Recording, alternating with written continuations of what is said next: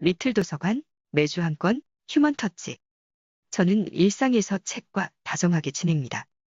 사람과 세상과 더 다정하게 지내고 싶어서 책 맛보기를 합니다. 나의 사적인 예술가들 책에서 이번 주에 만나는 아티스트는 다니구치 지로입니다. 저자 윤혜정은 다니구치 지로와 그의 작품에 대해 다음과 같이 언급합니다. 자기 작품을 쓰면서도 종종 울 것 같은 남자. 나는 이런 어른을 만나본 적이 없다. 그래서인가 그의 작품에서도 마음에 오래 남는 건 바로 어른들의 표정이다. 의지보다는 관조가 넘치는 선한 눈빛. 다니구치 지로가 그린 만화에서 사람과 동물의 해맑은 표정을 볼 때면 눈을 뗄 수가 없게 됩니다. 다니구치 지로는 표정뿐만 아니라 배경이나 풍경까지도 선량하게 그릴 수 있는 능력의 소유자인 듯합니다. 선량함이 이보다 더 잘 그려진 만화가 있을까 싶을 정도입니다. 그래서 저자의 다음과 같은 말에 충분히 공감할 수 있습니다. 누군가에게 다니구치 지로의 작품을 추천할 때마다 나는 좋은 이야기를 전하는 진정한 즐거움을 만끽하곤 했다. 다니구치 지로는 고독한 미식가를 그린 만화가입니다. 책은 고독한 미식가를 통해 보여주고 싶었던 만화가의 소신을 다음과 같이 밝히고 있습니다.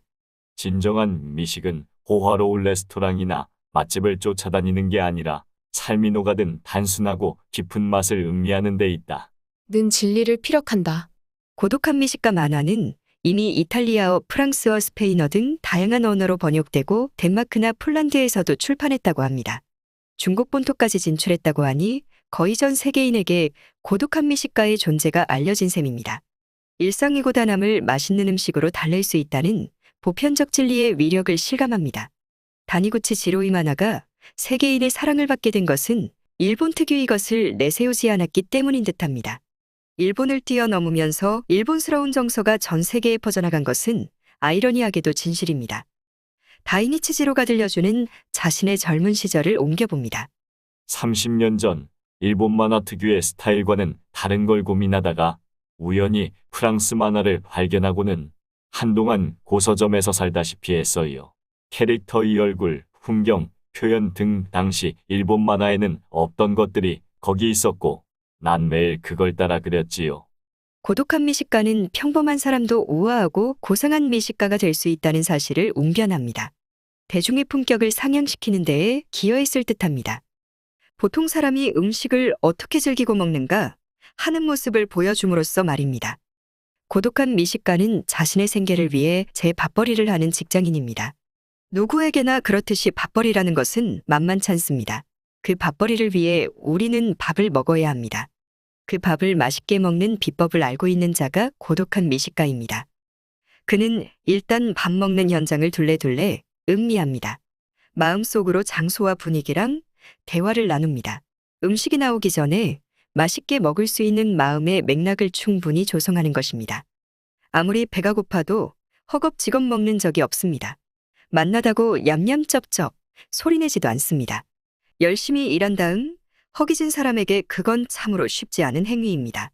배고픈 속내를 드러내지 않고 태연자약하게 음식을 즐기는 미식가의 풍모에서 일본의 한 단면을 보는 듯합니다. 일본의 보통 남자가 식사하는 모습은 일본의 품격을 전하는 문화가 되어 전 세계에 퍼져나갈 것입니다. 세계는 일본 음식은 물론이고 일본 사람과 일본 산물에 대해서도 어느새 친숙하게 여기게 되리라 싶습니다. 다니구치 지로의 또 다른 걸작 도련님의 시대와 에도 산책은 고독한 미식가만큼 세계인으로부터 보편성을 획득할 수는 없겠지만 일본인들에게 일본 특유의 자부심을 고양시켜 줄 듯합니다. 일본인에게 일본 본연의 감성과 정신 그리고 멋을 일깨우는 데에 일조하면서 말입니다. 어쩌면 국정역사 교과서의 역할을 다니구치 지로의 만화가 더 효과적으로 수행할 수도 있을 것 같습니다. 만화로서 우리네 서민의 품격과 일본 문화를 세계에 알린 다니구치 지로는 2017년 70세 나이로 세상을 떠났습니다. 그가 세상을 떠나기 전 저자 윤혜정이 30대 초반이었을 때 한국에서 처음으로 다니구치 지로를 인터뷰합니다. 그때 다니구치 지로는 10년 후가 되면 자신이 이 세상에 살고 있지 않을 것을 전혀 예상하지 못했을 것입니다. 인터뷰 당시 앞으로 구상하고 있는 작품에 대해 질문하자 다니구치 지로는 다음과 같이 답합니다. 할아버지와 아버지 그리고 나 이렇게 3대와 이들이 대를 이어기르던 게의 이야기를 하고 싶어요. 인간과 개가 함께 산 집의 이야기도 하고 싶고요. 저는 집도 영혼을 갖고 있다고 믿는 터라 오래된 집의 시선에서 이야기를 그리고 싶어요. 가족들의 위험을 감지하고 지켜주는 살아있는 집 말이에요. 다니구치 지로가 품었던 구상은 영영 실현되지 못했습니다. 그는 노후에 동물과 사람이 한 가족이 되고 그 가족이 어우러져 사는 집, 그 집에 깃든 영혼에 대한 이야기를 작품화하기를 원했지만 그의 노후는 예상만큼 길지 못했고 그는 죽음을 맞습니다. 그는 살아생전 동물들과 한 가족처럼 지내면서 그들을 만화에 등장시켰습니다. 늑대계 조와 함께 살면서 실종된 사냥개를 찾아주는 탐정 이야기 사냥개 탐정이나 함께 사는 개와 고양이 탐과보로의 죽음을 다룬 개를 기르다와 같은 작품이 그것입니다. 사냥개 탐정에 나오는 다음과 같은 문장은 그가 원만한 죽음을 맞았을 것을 상상하도록 해줍니다. 개는 사람에 비해 수명이 짧아. 계속해서 개를 기르다 보면 여러 개들의 생과 살을 지켜보고 이별을 겪게 되지. 사람은 개의 빛나는 생명과 피하기 힘든 종언을 자신의 인생에 비춰보면서 살게 되지. 사람은 개의 생과 살을 통해 배우는 것이 많아. 다니구치 지로는 동물과 함께 사는 이유가 그들의 죽음을 지켜주기 위해서라고 다큐멘터리에서 언급했다고 합니다.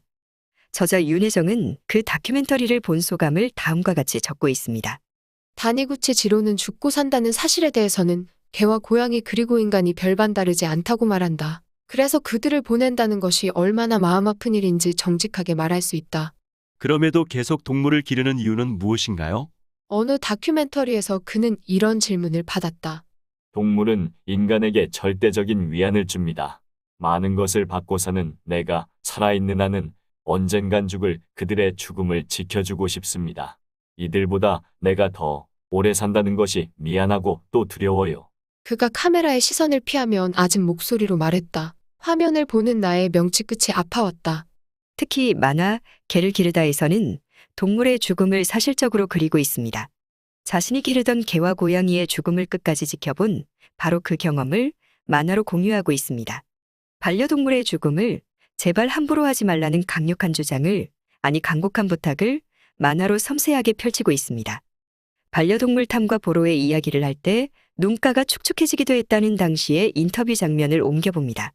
당신의 작품에는 늘 삶과 죽음이 공기처럼 부유하고 그 가운데 가족이 존재합니다. 인간은 무엇으로 사는가를 묻는 그림 철학책 같아요. 죽음, 가족 삶. 나는 그저 경험하고 느낀 대로 그릴 뿐입니다. 개를 기르다 작품도 그들의 마지막 가는 길을 보는 건 이렇게 힘든 일이니까 정말이지 각오하고 키우라고 얘기해주고 싶어서 그린 거예요. 나는 어떤 이야기든 결말을 생각하지 않고 감정이 흐르는 대로 놓아둡니다. 그렇게 닿는 결론이 진짜 결론이에요. 어차피 내 만화에는 절대적으로 옳은 것도 나쁜 것도 없으니까요. 그것이 또 사람 사는 것이기도 하고요.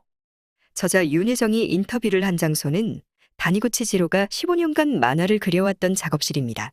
그 작업실은 다니구치 지로가 세상을 향해 외치고 싶은 웅변과 주장을 만화로 차분하게 녹인 장소입니다. 새 밀화 같은 한 컷의 그림을 그리기 위해 며칠을 공들이기도 했던 곳입니다. 선량한 표정과 풍경을 그리면서 스스로 흐뭇해하기도 했을 듯한 자리입니다. 공간과 그 공간의 털을 잡고 사는 사람은 서로 상부상조하며 함께 에너지가 점차 바뀌어 갔을 듯합니다. 다니구치 지로는 12년 동안 도련님의 시대 5부작을 꾸준히 그려오면서 변화된 자신에 대해 다음과 같이 들려줍니다. 만화를 통해서 일본 근대문학의 아버지인 소설가 나스메 소세키의 삶을 그의 시점에서 재해석하는 건 언제나 즐거운 일이에요. 12년 동안 작업을 지속했더니 그걸 그린 후부터 그림체가 지금처럼 얌전해졌어요. 어떤 환경을 자신에게 지그시 한결같이 부여하느냐의 중요성을 다니구치 지로로부터 새삼 배웁니다. 다니구치 지로의 작업실에는 그의 정서가 배어 있을 것입니다. 책으로 가득 찬 서재 같은 작업실을 본 저자 윤혜정은 다음과 같이 표현합니다. 다니구치 지로의 도쿄 작업실은 오래된 빌라였다. 전 세계에서 수집해온 듯한 다채로운 책 덕분에 무척 비좁은 서재는 그 자체로 온갖 생명체로부터 기운을 받고 있는 고요한 호수였다. 사진집, 영화의 이미지북, 각종 동물기와 그림책이 쌓여 있었다. 1980년대 이전부터 사용해온 듯한 카세트 라디오와 모차르트, 슈베르트 등의 클래식 음반이 자리했다. 내 시선은 에드워드 호퍼의 작품집에 가닿았다. 알려진 바대로 에드워드 호퍼는 사람들의 외로움을 그리는 화가다. 호텔방이든 극장이든 거리에서든 진공의 시간을 살고 있는 듯한 호퍼의 사람들처럼 다니구치 지로도 그들 중 하나가 되어 이 공간에서 그저 그릴 뿐이다. 저자는 혼자 작업하는 다니구치 지로의 모습을 떠올리며 일상에 스며 있는 고독을 그린 에드워드 호퍼의 그림 속 인물을 연상합니다. 그럴 수도 있겠지만 저는 다니구치 지로 자신이 그린 만화 도련님의 시대의 주인공 나스메 소세키와 닮아 보였습니다. 아마 서재의 많은 책과 수염 때문인 듯합니다. 저자는 다니구치 지로를 직접 만나 이야기를 나눈 후에 그가 더 좋아졌다며 인터뷰 소감을 다음과 같이 밝힙니다. 그를 만난 후 더욱 열렬한 팬이 되었다. 만화라는 매체가 어떻게 이럴 수 있을까 싶을 정도였는데 직접 그를 만나보니 이럴 수밖에 없겠다 싶다. 세상이 왜 그를 두고 만화의 길을 걸은 구도자라 표현하는지도 알 것 같다. 이 남자의 눈에는 천성이 우직하고 착한 아이가 있었다. 그는 점퍼와 면바지 차림으로도 촬영이 괜찮겠느냐며 부끄러워했다. 순간 그의 만화를 읽고 있을 때처럼 어디선가 선량한 자들을 위한 소나타가 울려 퍼졌다. 저자가 일본 만화가 중에서 다니구치 지로를 최고로 뽑은 이유를 설명하면서 예술가 다니구치 지로에 대해 다음과 같이 정의를 내립니다. 다니구치 지로는 단순한 비교 자체가 무의미한 예술가다. 그의 만화가 새로운 경지라 할 수 있다면 기존의 만화가 놓친 문학성, 문학이 간과한 밀도, 영화가 도외시한 여운을 선사하기 때문이다. 다니구치 지로의 독자적인 경지를 읽어내는 저자 윤혜정의 식견이 놀랍습니다. 이렇게 읽혀지도록 작업해온 다니구치 지로도 놀랍습니다. 다니구치 지로는 자신이 어떤 마음가짐으로 만화를 대해왔는지를 밝힙니다. 그는 만화에 대한 정의를 다음과 같이 내립니다. 만화는 문학과 영화를 모두 포용합니다. 영화를 찍는 것처럼 그릴 수도 있고 문학처럼 쓸 수도 있어요. 게다가 만화는 어려운 것도 쉽게 과장되지 않게 작가의 마음을 전할 수 있는 가장 좋은 표현법이기도 해요. 사실 고백하자면 저는 그동안 어려운 것을 쉽게 전달하는 만화에 대해 비호감을 피력한 적이 많습니다. 쉬운 만화에 길들여지면 매사에 생각하기를 귀찮아하게 된다고 말입니다. 우리 주변에 그런 류의 만화들이 넘치고 있는 것은 주시해야 할 듯합니다. 매주 염치 없이 책 맛보기를 하는 저에게 다니구치 지로는 선배들의 충고를 전해줍니다. 그 충고를 옮기면서 책 맛보기를 접습니다. 작가의 부끄러운 부분이나 싫어하는 것, 무능함, 무식함 등 부족한 점이 작품에 고스란히 드러나기 마련이에요. 그래서 부끄러워하면서 만화를 그리면 안 된다고 오히려 자신의 치부를 솔직히 드러내는 마음으로 그리라고 선배들이 충고하더군요. 이만 책 맛보기를 마칩니다. 지금까지 리틀 도서관 매주 한 권 휴먼터치 황진이었습니다.